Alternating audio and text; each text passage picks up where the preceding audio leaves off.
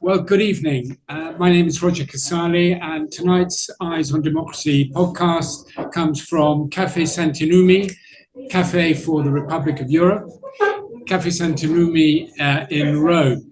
And with me tonight on our panel are my co-host Sabir Dirala, who we'll hear from shortly, our good friend Eric Joseph, who is a journalist with Libération and is based here in Rome with the French paper Libération, and Emanuele Ericchiello, who we'll hear from just very briefly in a moment, who's going to be asked to make an announcement, who is our partner for the Westminster Alliance for Ukraine. And this is the first time that we've done this event here at Cafe Santinumi, and we're here to present our book, the Defending Democracy and Human Rights book, which is a report with policy recommendations, which came out of the conference that we held in Human Rights Week in December 2024 in Skopje, Macedonia, where we launched the Defending Democracy Global Initiative. And this is a publication of Defending Democracy of the Defending Democracy Global Initiative, as is the Eyes on Democracy podcast, and as is our network of parliamentarians from Britain, France, Germany, Poland, and Italy. And here we are in Rome, in Italy today, which we call the Westminster Alliance for Ukraine. And so tonight we have our book presentation. We're actually going to have a series of book presentations around Europe. This is the first one in Rome. And tomorrow is the Italian event in Rome of our Westminster Alliance for Ukraine. So I'm now going to ask our Italian partner, Centro Studi Internazionale, and the co-leadership of Emanuele Ericchielli and his colleagues. I'm going to now invite Emanuele to say something to us about tomorrow's event, the Westminster Alliance for Ukraine event in Rome tomorrow. Emanuele, welcome. Thank you very much. Thank you very much for having me tonight. And it's a great pleasure to be here. Great pleasure to be part of this initiative. First of all, I would like to bring you all the greetings from our centro. We'll be welcoming all of you tomorrow. We'll be glad to organize the Rome event. When Roger mentioned this opportunity to collaborate in an initiative for Ukraine, we said yes straight away, and we were very extremely glad to be the partner of the Westminster Alliance for Ukraine. Tomorrow we're going to have an event at 10:30. It's going to be in the European Parliament venue, which is called Europa Experience. David Sassoli is a newly built venue dedicated to David Sassoli, former president of the European Parliament. We're going to have like ministers, MPs, senators coming from Italy, Germany, UK, as well as representatives from France and Ukraine. We're going to be discussing two issues fundamentally. The first one is the role of the coalition of the willing in supporting Ukraine. And the second panel will be addressing how we can cooperate during the post-conflict reconstruction period. So we're going to look at the social, cultural, and economic dimensions of the post-conflict reconstructions. We're going to have a great discussion. It's going to last around 1 hour and 30 minutes, and we'll be happy to have you all and to engage. And potentially, once we're going to be done with all the events in all the 5 capitals, also have like proposals that we can potentially present in a final conference. This is pretty much it. I don't want to take too much of your time because I know this is the evening of the book presentation, but I really wanted to be here to say, please come to the event tomorrow despite the strike, and it's going to be a great discussion, and even better if it's in person, because we're going to have a Q&A session, so we can interact with them, the MPs, senators, and diplomatic representatives, as well as civil society representatives coming from the E5 countries, part of the Westminster Alliance. Thank you very much, Roger, for having me. Thank you very much, Javier, and thank you very much for presenting this extremely thoughtful book here in Rome. Thank you so much, Emanuele, and thank you for all that you've done and your team have done for the event tomorrow. For those of you watching who are not going to be in Rome tomorrow, we will make it available for you to see. And we can tell you that it's actually taking place, as Emanuele said, just to remind you, in the European Parliament office in Rome, which is near to Piazza Venezia, the Roman Forum. Those of you who know Rome, you can picture it. And as well as the support of our Italian partners, Centro Studi Internazionali, we're delighted to have the support of the Konrad Adenauer Stiftung, and we're also expecting the German government's Minister for Europe to be at the event, and we're hoping to talk to him afterwards. Because remember, the Westminster Alliance for Ukraine are those 5 countries that have a good defence capability in Europe. Britain and France, of course, above all else, but also Germany, Italy, and Poland. And we it's very good to see the strong support of the Italian government and the other governments that I've mentioned for Ukraine at this very, very challenging time. Emanuele, we've got some MPs coming tomorrow from Italy as well. 100%. Can you just remind us who those are? We are going to have Emanuele Lo Perfido, who is a member of the Foreign Affairs Commission in the Chamber of Deputies.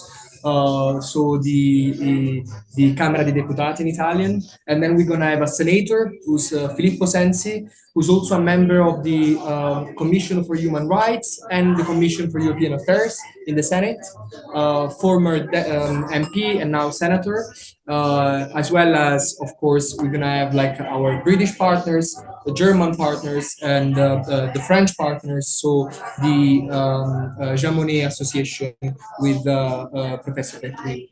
Yes, absolutely. So Olivier, the dream from the Jean Monnet Association will be with us too. And Westminster Alliance, remember, predominantly it's a network of members of parliament from those 5 countries, Britain, France, Germany, Italy, Poland, not exclusively those countries, but predominantly those countries, and not exclusively MPs. So we have academics, we have experts. Very importantly, we have journalists and the network of journalists, because we're looking at media freedom in this context as well. And think tanks like our partners, Centro Studi Internazionali. And we also want to incorporate a cultural aspect. We are in touch with the European Cultural Foundation. We're calling for a new cultural deal for Ukraine. We'll say a little bit more about that in tonight's podcast. But we know that we also look forward to having support from the Italian Association of Architects, who are already working with their counterparts in Ukraine on issues to do with reconstruction. So really exciting to be here in Rome, really exciting to be here at Santi Numi. And you've done a great job, Emanuele, for tomorrow. It's going to be a really important substantive event, which will build on our network. And we will share that event with you tomorrow. And there are lots of events about Ukraine, I understand that, but I think the particular focus for what we're doing tomorrow is really to try to get MPs in a coordinated way in those countries focused on what needs to happen to make the coalition of the willing a reality. We all want to support Ukraine now and in the future and long term, but there's a lot that needs to happen on the ground and in practical terms, and we're hoping that the MPs can identify what are the actual steps that need to be taken now to make the ambitions of the coalition of the willing a reality, and to push for those in Parliament to support government, but also use their voice and use their position as MPs to get more public support behind supporting Ukraine and supporting the defence of Europe. Because as we're here in tonight's episode of the podcast, the future of Ukraine, the future of Europe cannot be separated. The defence of Ukraine cannot be separated from the defence of Europe. That's our view in the Westminster Alliance for Ukraine. And that takes us nicely into the book presentation and tonight's podcast. So Emanuele, we will be there bright and early tomorrow morning. Thank you again. Thank you so much. Thank you. Thank you So much. All the best. Now, colleague and co-host, Sabir Dirala, who also arrived here in Rome this morning from Skopje in North Macedonia, joins us for the book presentation. And as I mentioned earlier, my good friend Eric Joseph from Europa Now, who are partnering with us for this evening's event. This is Europa Now's home base, Cafe Sant'Enummi, Cafe for the Republic of Europe. And Eric lives just around the corner, where also the British ambassador and his political counsellor and team, some of them live at Villa Volkonsky, which is a very short distance from them. I'm delighted to say that the British Embassy is represented with us here in the room tonight, as well as friends and others from Europa Now. And so let's make a start. Sabir came here from Skopje this morning. I came here from London this morning. We weren't quite sure who was going to arrive first, but it turned out to be you, Yes, because my plane was delayed. But I have to say, For one time, I was earlier than you. you were ahead.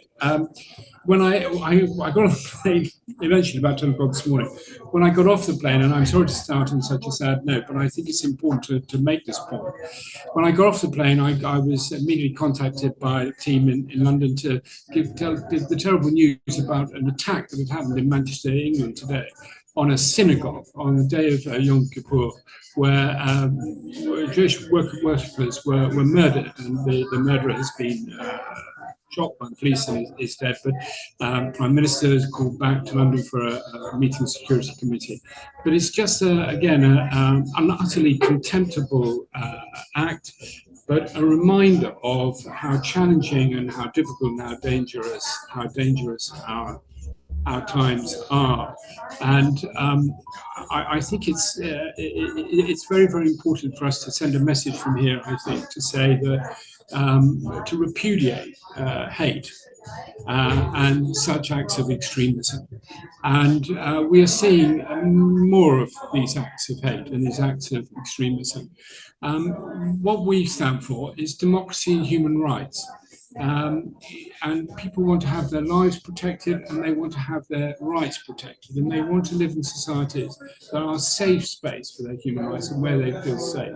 So an attack like the one that we saw in Manchester is an attack on all of us, and we stand in solidarity with the Jewish community in the UK and around the world and utterly repudiate these contemptible acts. And we remember that there are contemptible acts going on today as a result of what is happening in the conflict between Russia and Ukraine.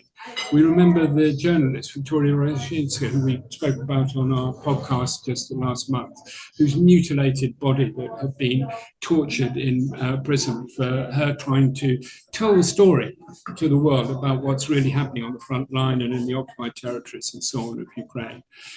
These are all equally, utterly contemptible acts. Well, I don't think there are degrees of evil, but I think one has to make the point that these are being committed not by individuals or terrorist organizations, but perhaps the Russian state is a terrorist organization, but with the full power of the state that is waging war on Ukraine to get territory, not just to get territory, but to exterminate people, to eradicate Ukraine from the face of the map, to wipe out the love of freedom in the hearts of people in Ukraine, and to take away not just their lives but the very memory of a free and independent Ukraine. And it's very important that we organise, that we wake up and that we organise and we try to do what we can and we stand up to this. We're doing this event tonight as part of our commitment, our passionate commitment to supporting Ukraine and the freedom of Ukraine and the freedom of Europe. But don't feel that you have to, if you're watching at home, that you have to organise an event like this or anything else, or write a book or publish a book. Any small act of solidarity is incredibly valuable and important. And I am often humbled when I speak to people, friends of ours in Ukraine, or my fellow director of New Europeans, who's one of the initiators of this, one of the partners in this initiative, who is a journalist. And I say, really, is there anything that we can do that really it makes a difference? It's so awful what you're experiencing, and it's so humbling to speak to you, and I really feel helpless. And she always says to me, Roger, whatever you do means so much to us. Every gesture of solidarity makes so much to us. So thank you to those of you who are here tonight at Cafe Sant'Animi. Thank you to those of you who are watching this from home. Please stay with us. Please support our work and the work of other organizations supporting Ukraine. And please take a little bit of time now with us this evening as we have the first in our series of presentations of our book, Defending Democracy and Human Rights. I'm going to ask Sabir to present the book, and then we'll have a response and some comments from Eric, and then we'll open it up for comments here from the floor. And we look forward to seeing your comments online for those of you watching at home. So, thank you very much, and with that, over to you, Sabir. Thank you, Roger. Let me first join everything you said with my full heart and mind. And indeed, what we see across the world and the latest appalling attack in Manchester is that things start with a post, with a word, with a coded language, and they grow and grow, and the hate kills in the end. So we must know that people who are sitting at home and typing toxic words and sentences, they help the dark forces kill innocent people, wherever they are, whoever they are. And we must know that whoever, in the spirit of what you just said, whoever takes action, even the smallest one, it is very important. It helps preservation of democracy, preservation of peace, of peaceful life, of normal life. And that's why it's very important what every single one of us does, writes, or says. It is important to remember that. And I think that these motives were the driving force that brought us today here, and with this book that we wrote together. And let me here mention the other people very important, equally important to the creation of this book. It's Wolfgang Gressmann from Media Dialogue from Germany, and Heather Robertson from Virginia University, United States of America. And of course, we need to mention that this book and all these recommendations that are here in the first part, in the first 66 pages, in 10 chapters, are very good, very invaluable, I would say, contributors in the conference we organized together in December last year. And those are, amongst many others, Mika Beuster, the leader of the Deutsche Journalistenverband, the German Union of Journalists, one of the largest one in Europe as such, and many others, including diplomats such as Erwin Fouéré and the German ambassador Petra Drexler, and many others who were part of this work that we finalized in March this year, and now we're starting the European tour of presentations.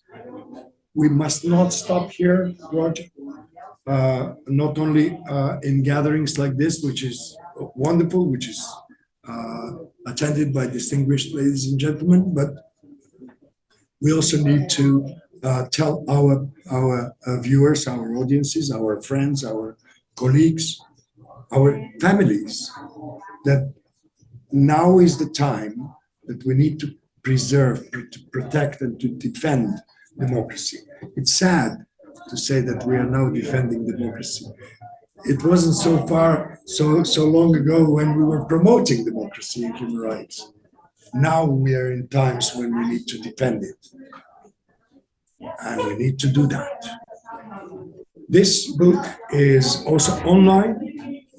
Actually, there are very few copies like this, physical copies on recycled paper, of course.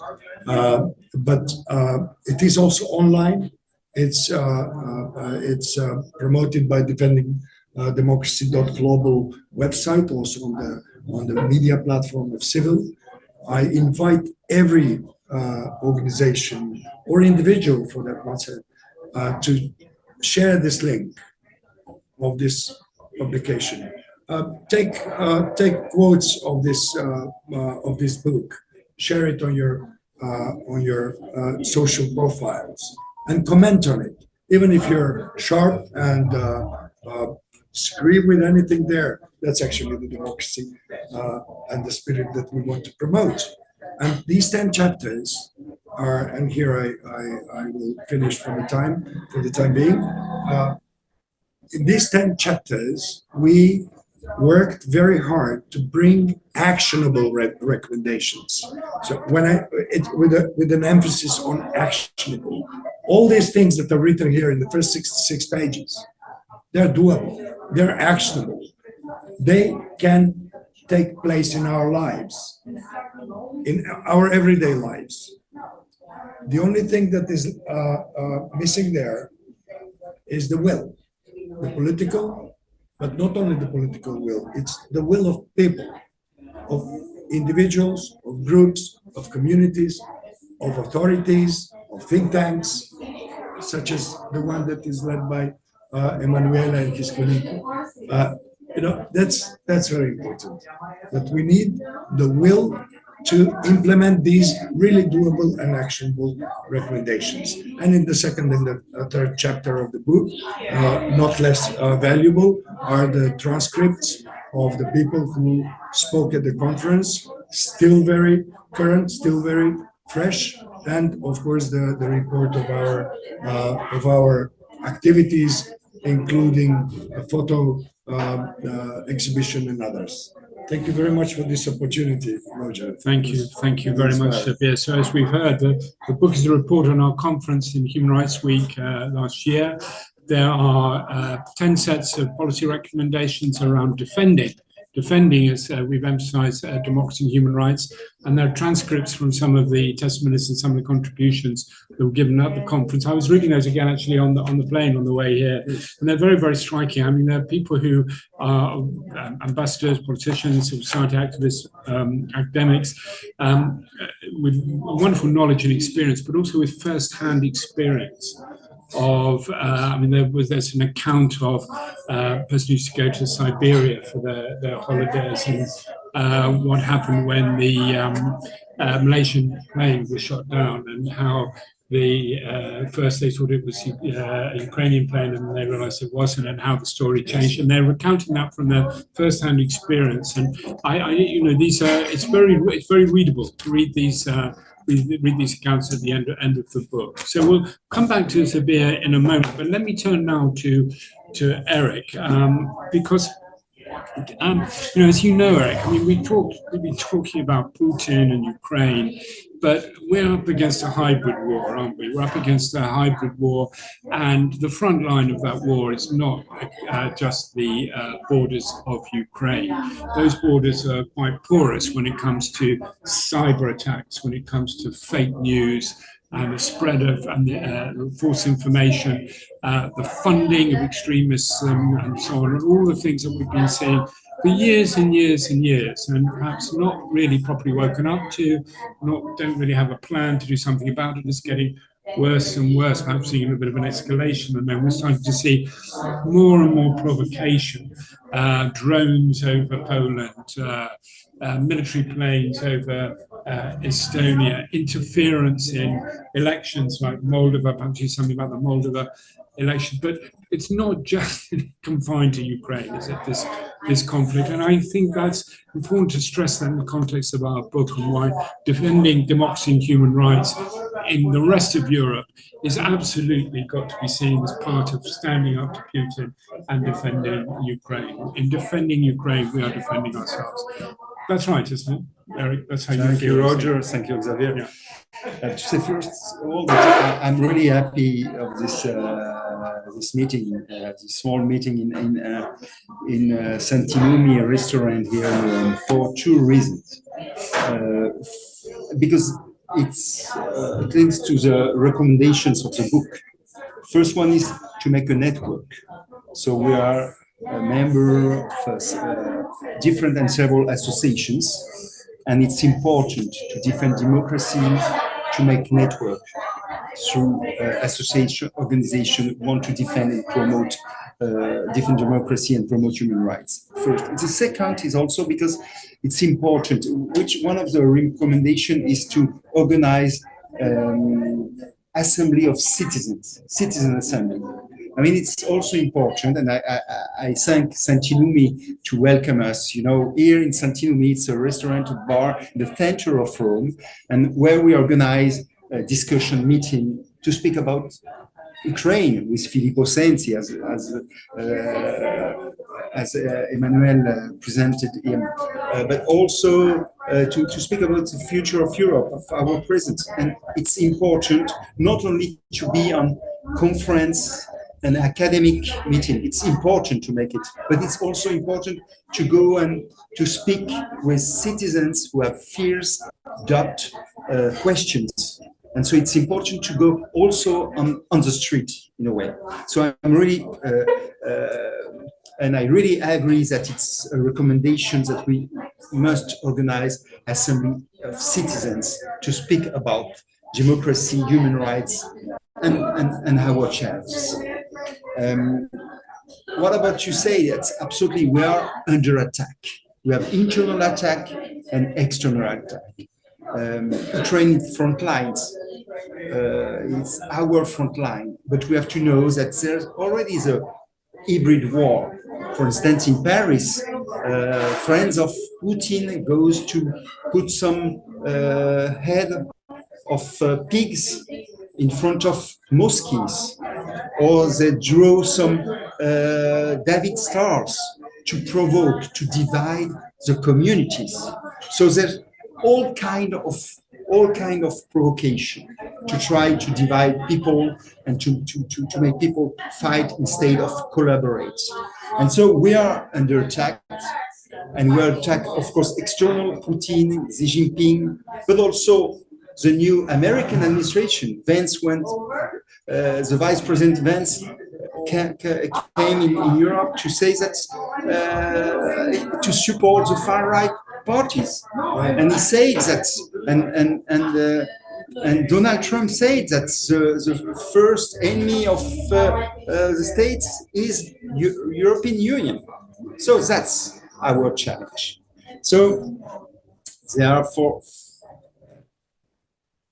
by chance, there are some good news. For instance, in Moldavia, that we have seen that if we mobilizated, we are able to resist to disinformation and to information war. But we have to be aware that the challenge is very high. I have to say I don't want to make a conference about democracy and so on, but I think that it's important anyway to try to understand also why now we speak about not promoting democracy, as Xavier said, but defending democracy. What happened? What happened in a few years? And I think that we have to understand that the world has changed, and we weren't prepared for that. And that's a big challenge. I think that's, I would be very sure, but I think that the world has changed very quickly, first of all, in a geopolitical point of view. I mean that the West is no longer the indisputed leader of the world. And so it's quite difficult for the population, our population, especially also in Europe, because Europe were used to be to think that we are the great past. We are countries where we were dominant in the past, and now we discover that the world has changed. In a world of 8 billion of people, and even for the states, the world has changed. It's not. it's obvious that when Donald Trump wins the election saying make America great again, it means that there's a sensation, the feeling that it's no more great again. It's no more anymore great. So it's a challenge. So the world's changed. It has changed also in a technical way, with social media, with intelligence, artificial intelligence, which means that all the organization of the world will change. So people are afraid of that. They're afraid about climate change. They are afraid about so many things. They are afraid about equality, more equality, because between women and men. Me too. They are afraid about work situation. Of course, I think that there are some excess. It's going sometimes too far. But there are also legitimate revendication, saying that we want to remember the colonial past and so on. So people are really afraid in front of a world that change. And they have the sensation that there's no more public authority able to face, to deal, to regulate that change. They are afraid. And it's in that fear that the far-right parties, and not only the far-rights, comes and try to use that fear of the people, and also the ultra-capitalist people. They try to push for more inequalities in that situation where people are afraid and they don't know how to react. I say that because I really think that we have also to be concerned that in that situation there are new instruments, and these new instruments are the social media.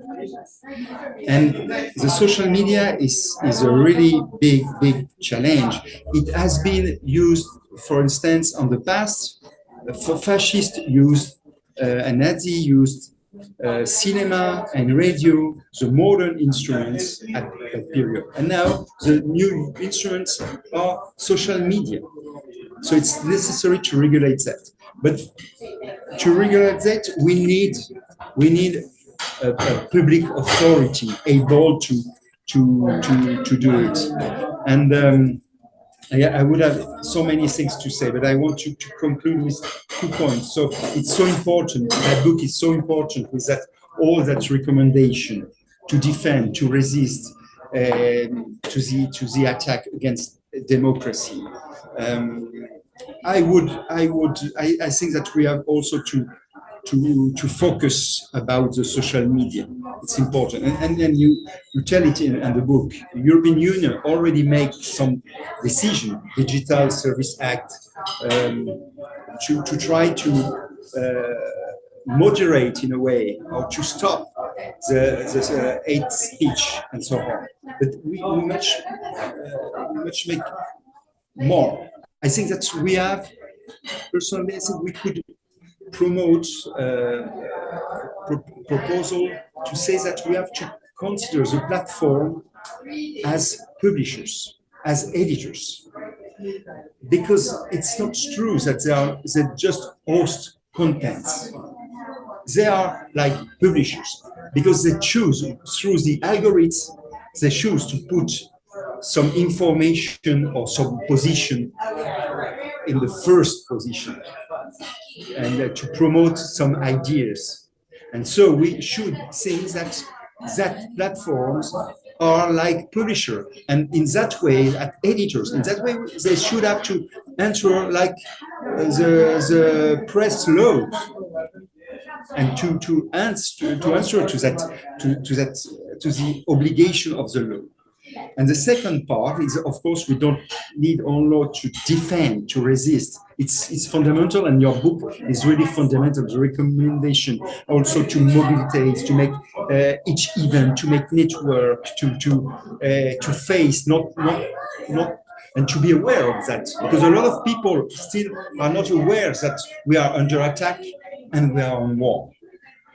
And the second thing, it's why we create also the Europanao Association. It's because we need absolutely to promote, to complete the project of a European Union, a federal union, because it's a condition to get the instruments to act. Our country are not strong enough alone, and it's important, for instance, for Ukraine. Our countries, they have to face the things that alone they are not able to defend Ukraine. They need to make a coalition of willing. Even countries like France or England, that they have the nuclear power, they are, of course, they understand they are not enough strong to support Ukraine if they don't make a coalition of willing. So it's important to make to continue to work for federal Europe, because it's a condition to act, to get sovereignty, and to defend democracy and human rights. Thank you so much, Eric. Thank you for reminding us that we are under attack, that we need to wake up and be aware of that. Thank you for reminding us that we need to organize, and for pointing to some of the recommendations in the book. And I would just add, we also need to have faith in ourselves as citizens. We are citizens, and the world has changed, as you told us, but we can also change, and we can make choices, and we can organize. We can change our behavior. We can engage in acts of solidarity, reaching out. We can not polarize. We can listen. We can work together. We can work between elections for democracy, not just election time. And so I think I'm very grateful to you, because you really explained why the policy recommendations in this book are so important, and particularly those ones that are directed at the citizen, at us, as citizens, what we can do, what we can change. The world has changed, and we need to change too. So, Pierre, I wonder if you could also say a little bit to us about some of the recommendations in the book, Sure. As well as respond to what's been First, said. I want to thank Eric for folding so many pages in the report over there. I can see he was really carefully reading, and thank you so much for your input. Every word of yours deserves to be an annex to this book. Thank you very much for that.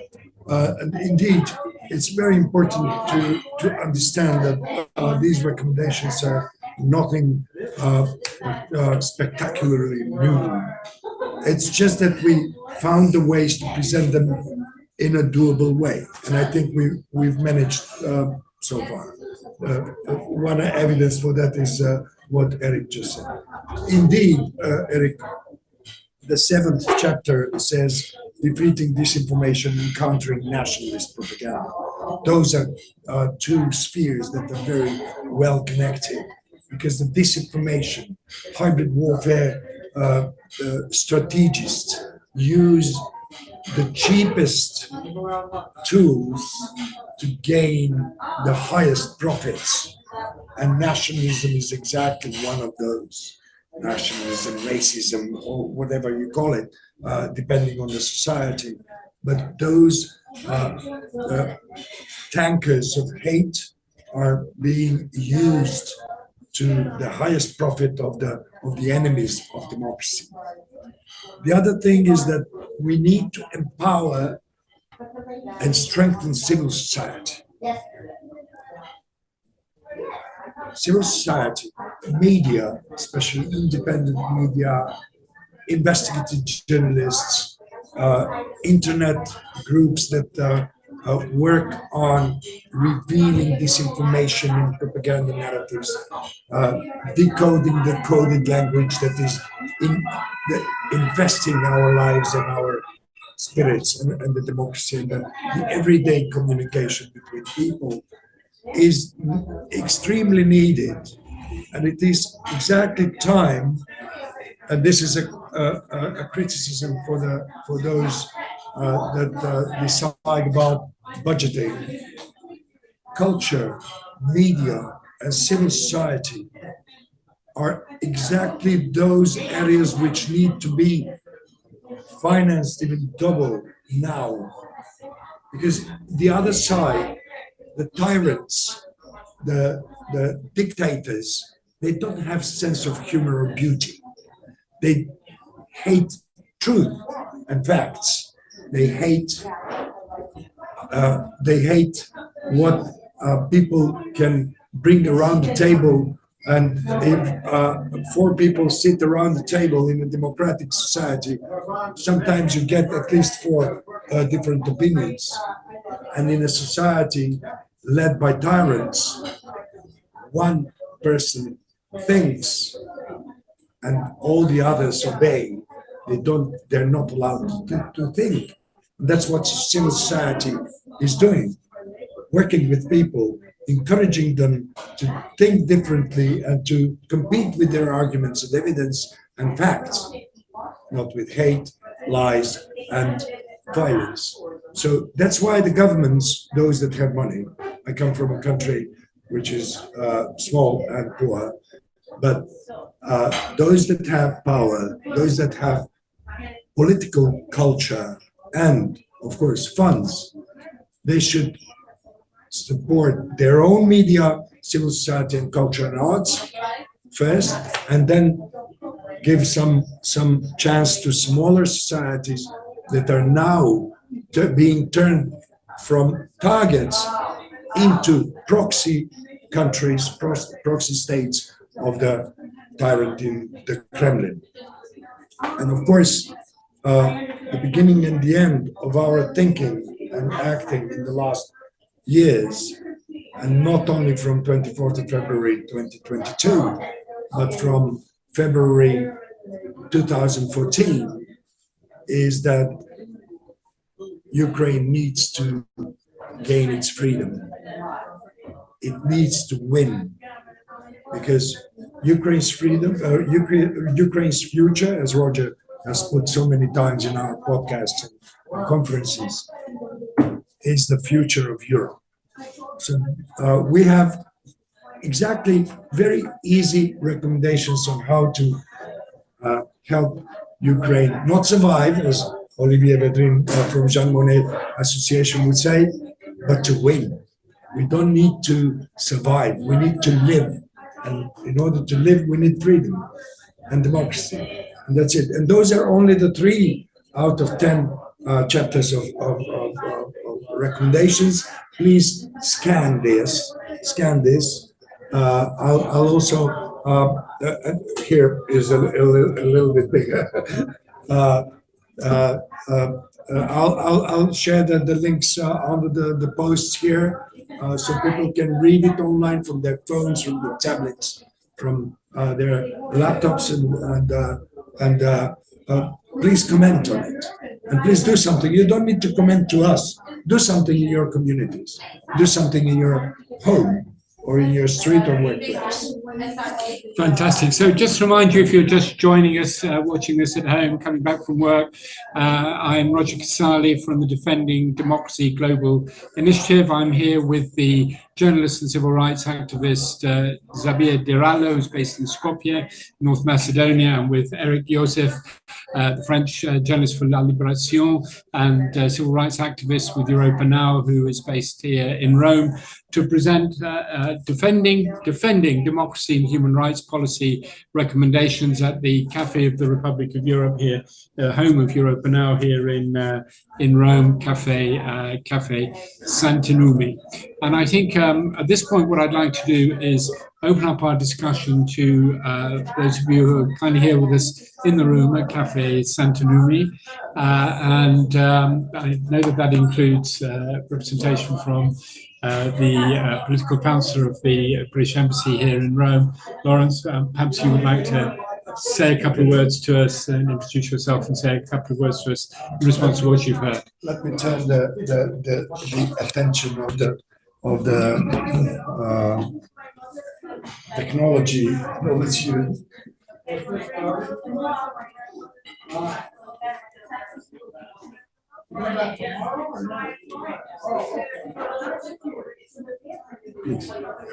Thanks so much, and thank you, Roger, for the presentation. I think it's a really important topic, and as you mentioned, it remains a very robust support of Ukraine. I think, as you say, it's really important to understand what we can all do collectively to support as much as we can.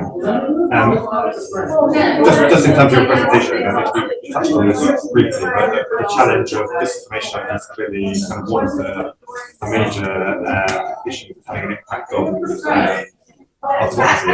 I wonder if you could say something perhaps in terms of what we can do to sort of strengthen our information architecture and help our citizens understand,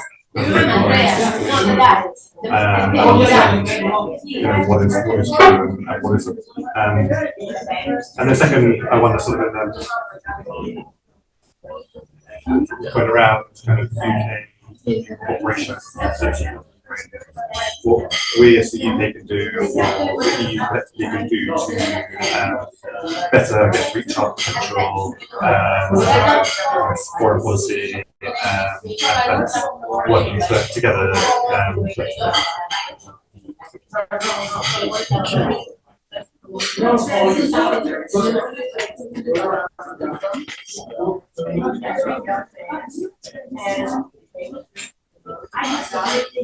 So that's one question about fake news and the citizens, and a question about foreign policy and the governments, in particular Britain and the EU. And what links the two questions together is, what more can we do collectively? What more can we do together? First, in the fight against disinformation and fake news. And perhaps I can start with you again, Sophia, and then come to Eric, and ask Eric also to comment on the foreign policy aspects, and then I'll respond on the foreign policy aspects as well. So, Sophia, please. Yes, thank you. On fake news issue. Indeed, I heard the question, and it actually contained a little bit of the answer there, especially as it was continued into the second question. Disinformation, fake news, propaganda are tools of the hybrid warfare. And that's one part of the story. Of course, the far right and the power centers, whether they're economic, political, military, or criminal, they use fake news, they use disinformation, they use different ways to sow distrust, polarization, and segregation, and to gain profits. Those can be political, financial, and other types of profits from investing into people's doubts. Disinformation is actually a Russian word,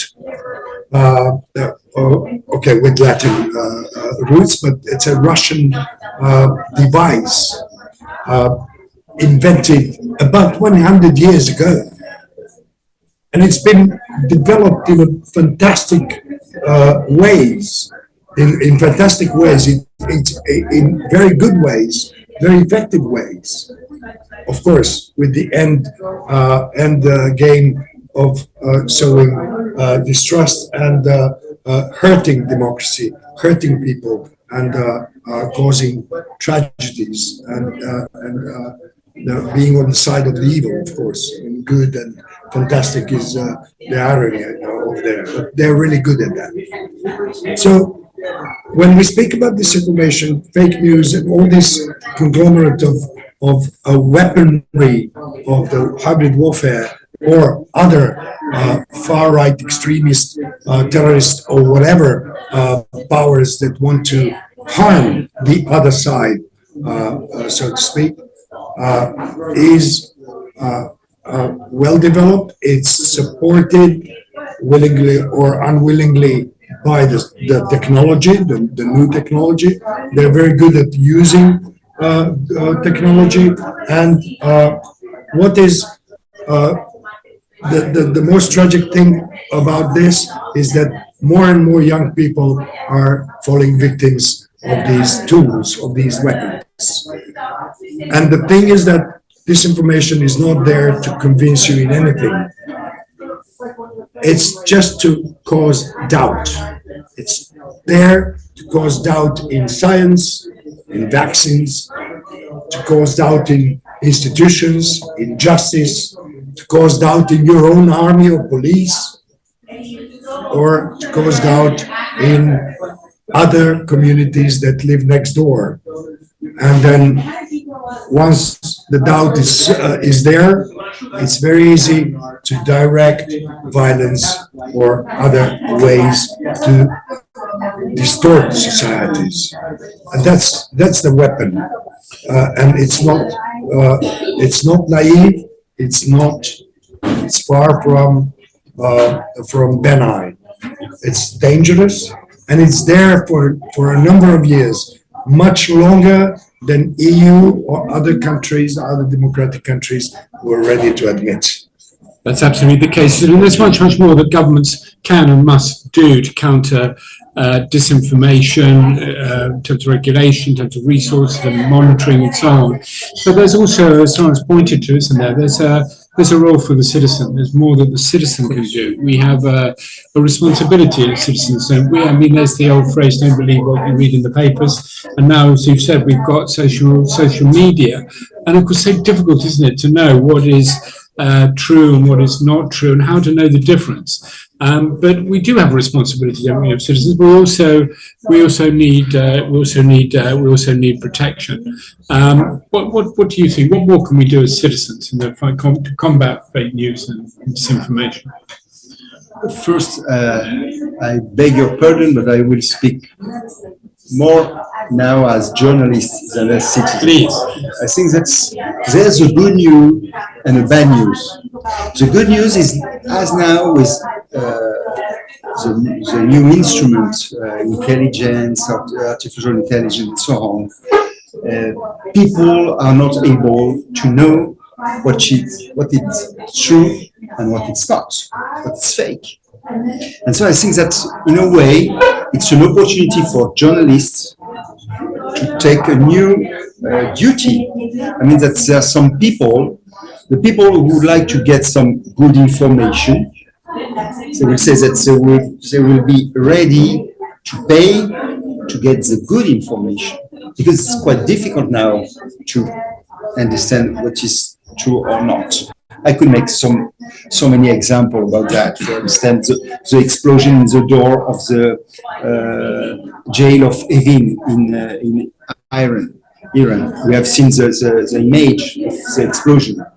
It was a fake, and Israel said it was true, but also Iran said it was true, because they had some interest different, but it was fake.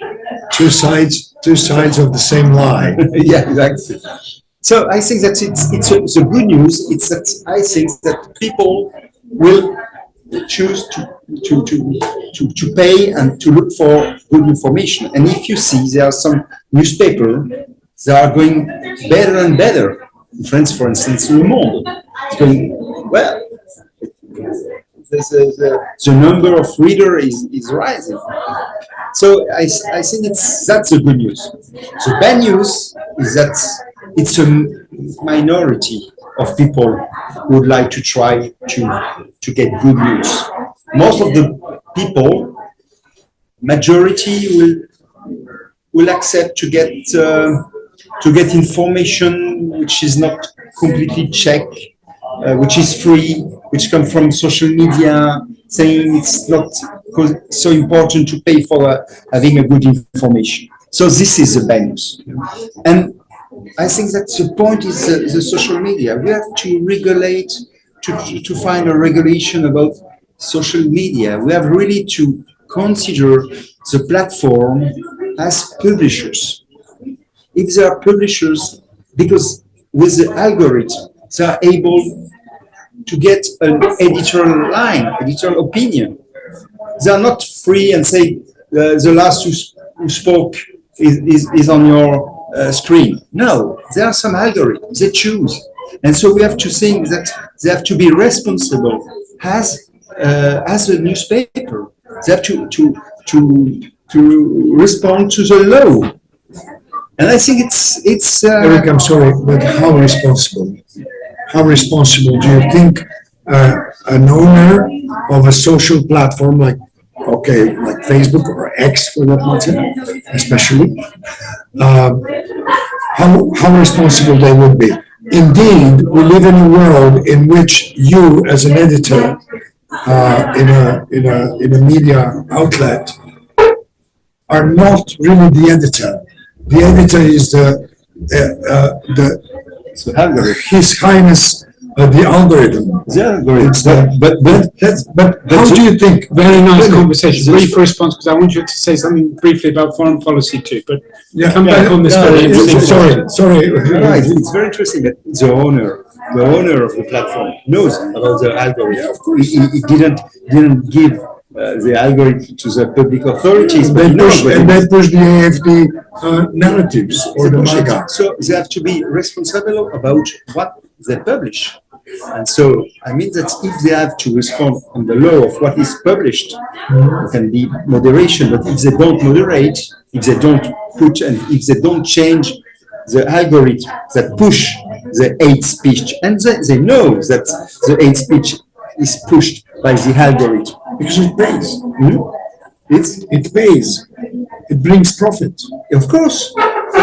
So you have to get, but for that you need to get a regulation at high level. I mean that it's not a national country, national government that can make that.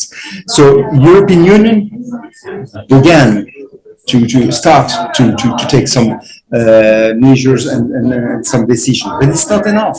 It's not enough. We have completely to change the idea, and I think the platform has to be considered as editor, as publishers.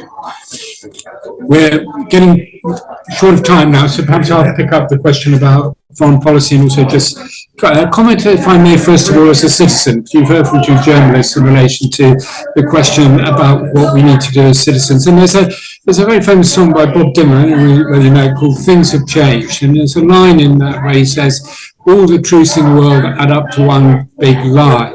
And I think we've heard that a little bit from Eric this evening and talking about Iran and Israel. Everybody has their truth. And there are truths, I'm sure, and there's certainly falsehoods, but there's not always a hard and fast line between truth and false. I think there is a hard and fast line. There's a grey area always, but I think there is a hard and fast line between facts and opinions. And as a citizen, I would like more help to be able to understand what is a fact and what is an opinion.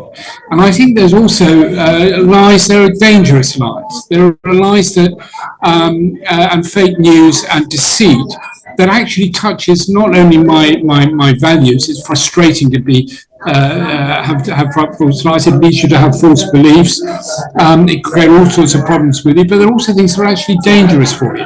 There are things that there are people who are trying to break into your bank account. There are people who can actually damage you directly in terms of your safety and your security. And I think this is where we have to speak to the citizen about the damaging nature of lies and falsehood and deceit, and how that is, how dangerous information, false information can be, so that we wake up as citizens, so we're much more critical about the information that we receive. But I fear that if we just say to people, well, Putin is trying to kind of tell you something that isn't true, people are going to switch off. But if we say to people, well, you need to really be sure when you read things that it is correct, because you might end up with a sort of idea that makes you vulnerable or opens up a risk to your computer being hacked or your bank account being locked and so on. So we really understand how hard-hitting it can be, and explain also we need to protect citizens from this, but also we need to be reminded as citizens that we have a responsibility ourselves. But I think we need to be helped. I think there's been much more education and much more of a public debate and discussion about that. But we need to strengthen and empower the citizen to do more to help ourselves. And just very quickly on the foreign policy point at the end, I think we're at a time where we've heard it's not about promoting democracy, it's about defending democracy. It's not about MPs necessarily getting together and saying government should be doing something different. I think we know what needs to be done. We need to stand up to Putin, and we need to defend ourselves.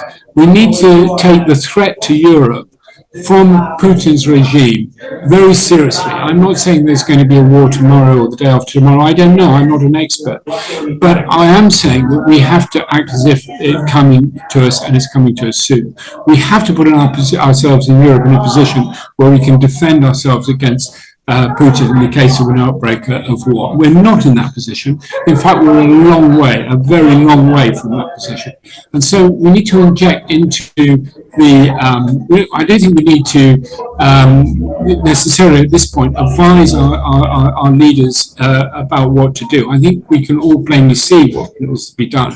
And the serious responsible leaders can see that. At least that's what I'm hearing from them. And they are getting together to work together to do that. We need to inject a sense of urgency into that. We need to show to our leaders, and I think this is why the role of MPs is so important, that we do understand. We are waking up. We do understand as citizens that we're under attack. We do understand that we're not prepared. And we are ready. Are we? Are we ready to make the sacrifices necessary for European defence spending and expenditure to be stepped up to the level quickly enough to be able to have the capabilities in place to stand up to that threat? Are we really ready to do that? And I just say this, we all want more money spent on education, the cost of living crisis is real. But I remember the days when I used to live in West Berlin in the 1980s. And, we also want to be able to rock and roll. We also want to be able to have freedom in our hearts, to be able to express ourselves, to work, to have security, to have democracy, but also to love one another, to live a little, to be free. And when people looked over the Berlin Wall from the east, what they saw in West Berlin was freedom. We need to that cultural aspect as well. We need to remind ourselves and others how good it feels to live in a democracy and with our freedoms. And these are not just abstract concepts. That's what gives us the opportunity to live, to work, to support our families, to be the people we want to be, and to live a little. So let's also remember to live a little and share that with those who would take that away from us, and remind ourselves that we can take nothing for granted, and we are under threat. And we are going to defend ourselves. We are going to defend our lives. We're going to defend our livelihoods. We're going to defend our freedoms. And yes, we are going to defend our right to have a good time. I think on that positive note, I would like, as the moderator, to bring the formal parts of our proceedings to an end. We did promise our audience we would stick to 1 hour, but I'm sure that we can, I know that Eric's got a little bit more time and Tabir and I are here. I hope we can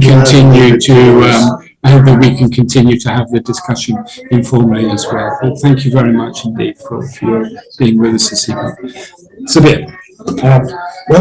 So I can add a little bit to the second point, or actually the question that you posed. I think we need to consider all this that Roger just said, but we need to understand one thing: that sanctions work well if they're implemented truly. And another point is that Putin is not alone.